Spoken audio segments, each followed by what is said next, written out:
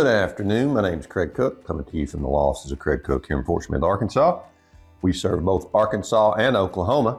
And what I want to talk to you about now is electrical injury cases, why they're more complex than other accidents. They're more complex to a certain extent based upon the fact that if you're injured, one of the reasons is if you're injured near a line without permission to be working there, in other words, in Oklahoma, I think it's within 6 feet, in Arkansas, within 10 feet, then you more likely than not are barred from recovery. Also, the reason they're more complex is that there are certain codes that you must abide by if you're an electrical utility or somebody that is working for electrical utility. In other words, those lines have to be erected a certain way. If they don't comply with code, then that can be used against the electrical utility. And for instance, if you have a line that came within too close of another utility which caused an electrical phenomenon like a fault, which then caused an injury or accident to folks trying to work on that line,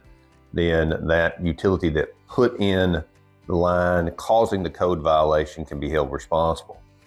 Another thing that's a complicating factor, besides the fact of the code violations, is code violations and working within, is you could be found responsible for your own negligence in regards to being near that particular line. Now, a lot of times that's offset by these code violations because the utility is supposed to have a superior knowledge in that regard, and they're the ones that's supposed to remove a particular problem. Additionally, based upon the last time I researched this, that electrical lines and electricity in and of its, or electrical providers, the amount of time that code violation has been there is not really something that can come into play.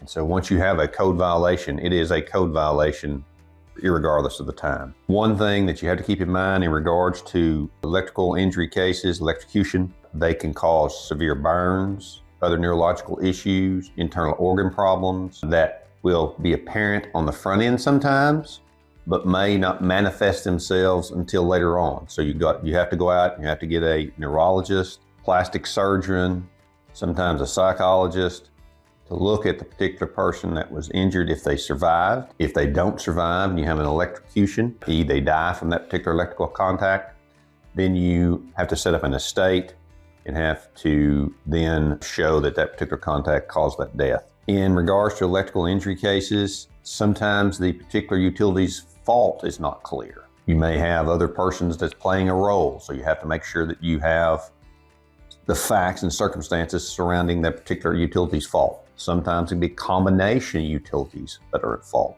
or combination of parties that are at fault. So these cases demand the lawyer trace responsibility to those particular defendants that actually engaged in a wrongful conduct.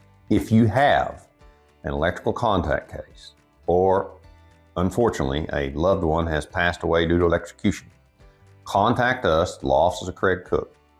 We have offices in Arkansas and Oklahoma, serve both Arkansas and Oklahoma. You can contact us by calling 479-783-8000 or go to our website, Craig Cook Law. Thank you.